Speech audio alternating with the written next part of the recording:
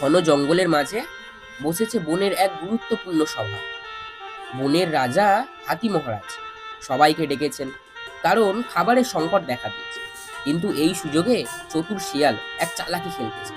আর বাঘ রাজা, যিনি একসময় বনের ভয়ঙ্কর শিকারী ছিল, এখন শান্তিতে থাকতে চান। আমাদের জঙ্গলে খাবারের অভাব দেখা দিয়েছে। সবাইকে একসঙ্গে থেকে সমাধান বের করতে হবে। মহারাজ, আমি তো বলেইছি, ছোট প্রাণীগুলোই খাবার নষ্ট করছে। আমি যদি অনুমতি পাই, তাহলে তাদের তালিকা তৈরি করে দিই। শেয়াল, তুমি সব সময় দোষারোপ করো। ছোট প্রাণীগুলো না থাকলে জঙ্গল চলবে না। বরং আমরা নিজেরাই কতটা ভাগ নিচ্ছি সেটা ভেবে দেখো। তুমি তো এখন বুড়ো হয়ে গেছো, বাঘ মশাই। তোমার গর্জনেও এখন ভয় নেই। শিয়ালের কথায় গর্জে ওঠে, কিন্তু হঠাৎ হাতি মহারাজ সবাইকে থামিয়ে দেন। তিনি জানতেন শিয়াল নিজের জন্য খাবার মজুত করেছে। এক গোপন সিপাহী তাকে সব খবর দিয়েছে। শিয়াল, তোমার মজুদ করা খাবারের গুদাম আমি নিজ চোখে দেখেছি।